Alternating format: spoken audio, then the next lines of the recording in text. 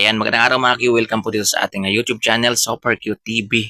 Ayan, balitang good news naman tayo mga Q. So alam nyo naman siguro mga Q, ang Padok Entertainment. Ayan, so isa po ito sa magpo-produce po ng concert ni Ilyas ATV mga Q sa ibang bansa na nakipag-partner po sa ABS-CBN Global mga ka-Q. So ito guys, 'di ba maraming issue ngayon na lumalabas.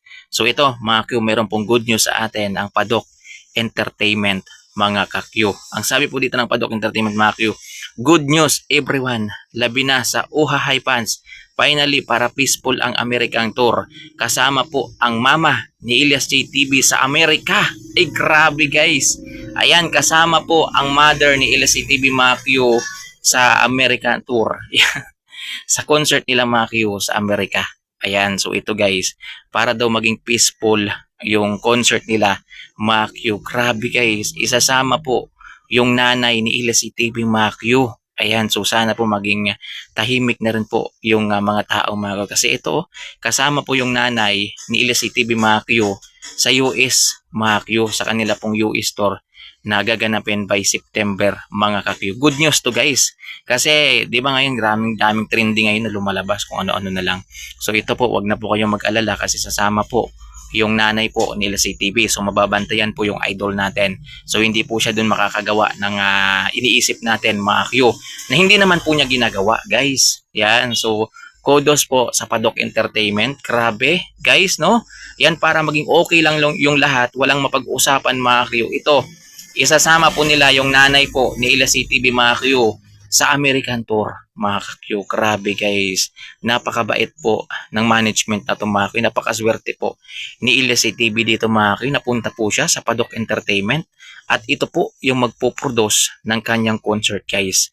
Ayan, with partnership dito po sa ABS-CBN Global. Grabe, good news everyone, labi na sa Uhahay fans. Finally, para peaceful ang America Tour. Yan, kasama po ang mama ni Ilyas ATV. Grabe guys. Ayan, nakakatuwang basahin mga Q.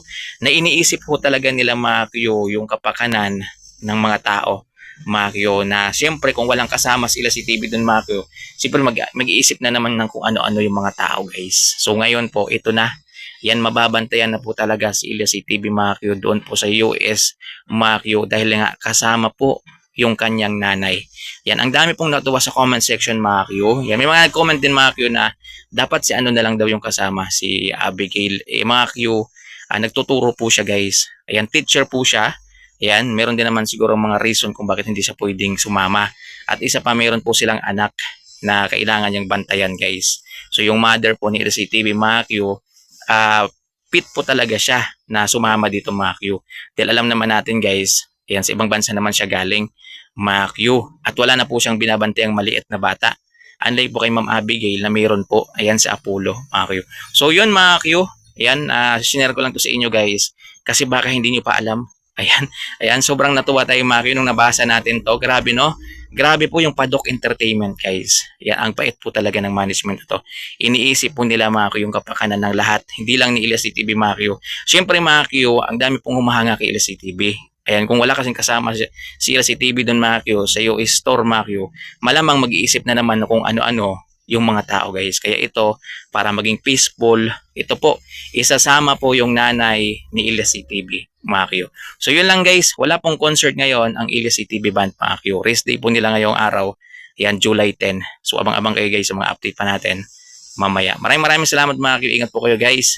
Yan, ibinalita ko lang to sa inyo mga Q para kahit papano gumaan-gaan din po yung pakiramdam natin mga Q. So peace lang po mga ka-Q. Ingat po.